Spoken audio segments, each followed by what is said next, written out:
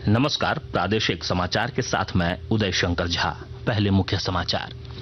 देवघर और गोड्डा जिले में कई ठिकानों पर आईटी और ईडी की चल रही छापेमारी, जमीन और शराब कारोबार से जुड़ा है मामला। मुख्यमंत्री हेमंत सोरेन आज दुमका दौरे पर मयूराक्षी नदी पर बने राज्य के सबसे लंबे पुल का करेंगे उद्घाटन। मांडर में राजकीय मुड़मा जतरा मेला की आज से होगी शुरुआत। अब से थोड़ी देर बाद शक्ति खूंटा में शुरू होगी पूजा। और women's Asian hockey champions trophy में आज चीन से भिड़ेगी भारतीय टीम। आईसीसी वर्ल्ड कप में 2 बजे से श्रीलंका का अफगानिस्तान से होगा सामना। और अब समाचार विस्तार से। देवघर और गोड्डा जिले में कई जगहों पर इनकम टैक्स और प्रवर्तन निदेशालय ईडी की टीम छापेमारी कर रही है। जमीन और शराब कारोबार से जुड़े लोगों के ठिकानों पर छापेमारी की जा रही है। गोड्डा जिले में व्यवसायी मुकेश बजाज के ठिकानों पर ईडी की छापेमारी चल रही है। हमारे संवाददाता ने बताया कि यहां आयकर विभाग की टीम भी मौजूद है।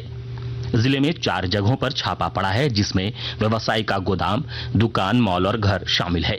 इधर देवघर जिले में जमीन घोटाले मामले में ब्रजेश राय के यहां इनकम टैक्स की छापेमारी चल रही है। छापेमारी में पटना, रांची और धनबाद की टीम शामिल है।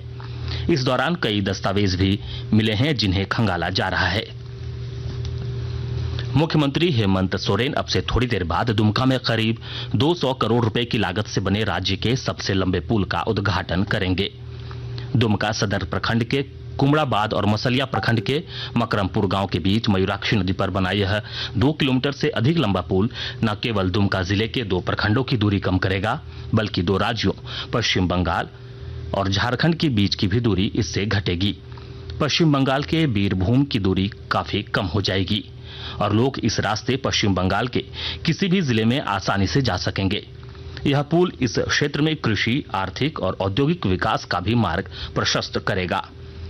इन 2 प्रखंडों के लगभग 40 गांवों को इसका सबसे ज्यादा फायदा होगा। पुल पर बीच बीच में सेल्फी पॉइंट और हिल व्यू की भी बनाए गए हैं, जहां से पर्यटक मयूराक्षी नदी के प्रसार, पहाड़ों के विस्तार और हरियाली का आनंद ले सकेंगे।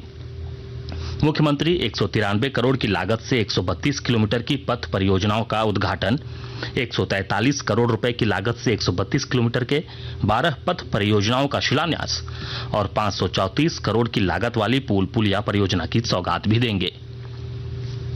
देवघर जिले में उपायुक्त विशाल सागर की अध्यक्षता में एम्स प्रबंधन को जिला प्रशासन द्वारा मुहैया कराई जाने वाली विभिन्न व्यवस्थाओं की समीक्षा बैठक हुई।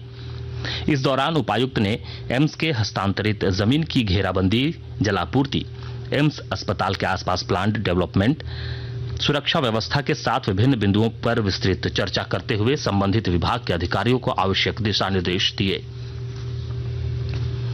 चतरा जिले के उपायुक्त अबू इमरान ने धान अधिप्राप्ति के मामलों में सख्त निर्देश देते हुए कहा कि जिन पैक्स संचालकों के द्वारा अभी तक मिलरों को धान नहीं भेजा गया है, वैसे पैक्स से जल्द समतुल्य राशि की वसूली की जाए। उपायुक्त ने जिला सहकारिता पदाधिकारी नीलम कुमारी को दिए अपने निर्देश में कहा है कि लापरवाही और नियम का उल्लंघन करने वाले पैक्स से समतुल्य राशि वसूली जाए। उन्होंने लापरवाही में संलिप्त अधिकारी और पैक्स संचालकों के ऊपर कड़ी से कड़ी कार्रवाई करने का भी आदेश दिया। प्रधानमंत्री नरेंद्र मोदी कल कर्तव्य पथ पर मेरी माटी मेरा देश अभियान के तहत अमृत कलश यात्रा के समापन कार्यक्रम में शामिल होंगे। यह कार्यक्रम आजादी का अमृत महोत्सव के समापन समारोह के उपलक्ष्य में किया जा रहा है।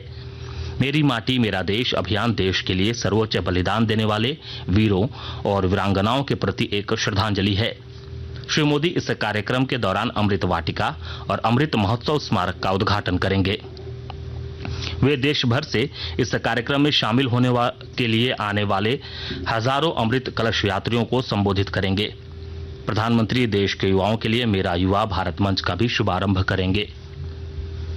आकाशवाणी के ताजा तरीन समाचारों के लिए आप हमारी वेबसाइट newsonair.com पर लॉग ऑन कर सकते हैं। ताजा समाचार X handle @AIR news alerts और Facebook page All India Radio news पर भी उपलब्ध है। आप प्रादेशिक समाचार एकांश के X handle @AIR news _Ranchi और फेसबुक, इंस्टाग्राम पेज तथा YouTube channel AIR news Ranchi पर भी हमारे बुलेटिन सुन सकते हैं। प्रादेशिक समाचार आप आकाशवाणी रांची से सुन रहे हैं। केंद्रीय स्वास्थ्य मंत्री डॉक्टर मनसुख मांडविया ने कहा है कि सरकार स्वास्थ्य बुनियादी ढांचे का विस्तार, चिकित्सा की पारंपरिक प्रणालियों को बढ़ावा और सभी को सस्ती स्वास्थ्य सुविधाएं प्रदान कर रही है।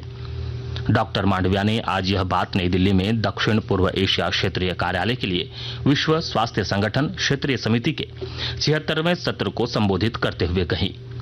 उन्होंने समग्र और समावेशी दृष्टिकोण अपनाते हुए सार्वभौमिक स्वास्थ्य देखभाल के लिए लक्ष्य को प्राप्त करने की दिशा में भारत के प्रयासों का उल्लेख किया। केंद्रीय स्वास्थ्य मंत्री ने कहा कि भारत आयुष्मान भारत योजना और वेलनेस केंद्रों की मदद से समाज के अंतिम छोर तक पहुंच रहा है। केंद्रीय स्वास्थ्य मंत्री ने कहा कि अब तक आयुष्मान भारत योजना स्वास्थ्य और आरोग्य केंद्रों से 21 करोड़ 10 लाख से अधिक लोग जुड़ चुके हैं। मांडर में आयोजित राज्य के ऐतिहासिक मुड़मा जतरा का आज उद्घाटन होगा। 2 दिवसीय मेले में झूला समेत खेल तमाशा और अन्य मनोरंजन की व्यवस्था कर ली गई है। पारंपरिक वाद्य यंत्र, कृषि उपकरण, अस्त्र शस्त्र, श्रृंगार प्रसाधन, खेल खिलौने के सैकड़ों स्टॉल भी सज चुके हैं।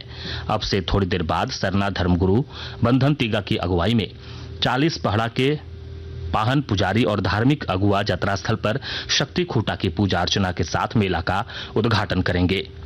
उद्घाटन के मौके पर बतौर मुख्य अतिथि पूर्व मुख्यमंत्री बाबूलाल मरांडी मौजूद रहेंगे। इधर मेला में विधि व्यवस्था को लेकर प्रशासनिक तैयारियां पूरी कर ली गई है। सरायकेला खरसावां जिले में प्रधानमंत्री पोषण शक्ति निर्माण योजना के अंतर्गत सरकारी स्कूलों के बच्चों को मिड डे मील में मड़ुआ के लड्डू दिए जाएंगे। इसकी शुरुआत 1 नवंबर से होगी। विस्तृत ब्यौरा दे रहे हैं हमारे संवाददाता। सरायकेला खरसावां जिले में प्रधानमंत्री पोषण शक्ति निर्माण योजना के अंतर्गत सरकारी स्कूलों के 79,275 बच्चों को मध्याह्न भोजन योजना में मड़वा के लड्डू दिए जाएंगे। इसकी शुरुआत 1 नवंबर से होगी। इस योजना के सफल संचालन के लिए जिले को 26,31,930 रुपए का आवंटन प्राप्त हुआ है, जिसमें केंद्र सरकार द्वारा 15,79,158 रुपए उपलब्ध कराया गया है। जिला शिक्षा अधीक्षक चार्ल्स हेम्ब्रम ने बताया कि प्रधानमंत्री नरेंद्र मोदी के पोषण शक्ति निर्माण योजना का मुख्य उद्देश्य बच्चों को पोषण युक्त आहार उपलब्ध कराना है। इसकी सफलता के लिए ग्रास रूट पर मॉनिटरिंग भी की जाएगी। गोलक बिहारी, आकाशवाणी समाचार, सरायकेला खरसावां। देवघर हवाई अड्डे में हवाई जहाज के नाइट लैंडिंग और टेक ऑफ समेत अन्य व्यवस्थाओं को लेकर किए जा रहे कार्यों की जिले के उपायुक्त विशाल सागर ने समीक्षा की। इस दौरान उन्होंने एयरपोर्ट से जुड़े अधिकारियों को आवश्यक दिशा निर्देश दिए। उन्होंने एयरपोर्ट के अधिकारियों को देवघर के पर्यटक स्थल होने के कारण एयरपोर्ट परिसर में प्रोटोकॉल के अनुसार वीआईपी लाउंज की व्यवस्था सुनिश्चित करने का निर्देश दिया। राजधानी रांची में आयोजित women's Asian hockey champions trophy में भारत समेत 6 देश हिस्सा ले रहे हैं। सभी टीमों ने अब तक 2-2 मैच खेले हैं। भारतीय महिला टीम ने अपने दोनों मैच जीत लिए हैं और अंक तालिका में 6 अंक लेकर शीर्ष पर मौजूद हैं। भारतीय टीम का सामना आज रात 8 बजे चीन से होगा। इससे पहले शाम 4 बजे से दिन का पहला मैच खेला जाएगा, जिसमें कोरिया और मलेशिया की टीमें भिड़ेंगी। इधर क्रिकेट विश्व कप में पुणे में आज अफगानिस्तान का मुकाबला श्रीलंका से होगा। मैच दोपहर 2 बजे शुरू होगा। अंत में मुख्य समाचार एक बार फिर। देवघर और गोड्डा जिले में कई ठिकानों पर आईटी और ईडी की चल रही छापेमारी, जमीन और शराब कारोबार से जुड़ा है मामला। मुख्यमंत्री हेमंत सोरेन आज दुमका दौरे पर मयूराक्षी नदी पर बने राज्य के सबसे लंबे पुल का करेंगे उद्घाटन। मांडर में राजकीय मुड़मा जतरा मेला की आज से होगी शुरुआत। अब से थोड़ी देर बाद शक्ति खूंटा में शुरू होगी पूजा। और women's Asian hockey champions trophy में आज चीन से भिड़ेगी भारतीय टीम। आईसीसी वर्ल्ड कप में 2 बजे से श्रीलंका का अफगानिस्तान से होगा सामना। इसके साथ ही आकाशवाणी रांची से प्रादेशिक समाचार का यह बुलेटिन समाप्त हुआ। नमस्कार।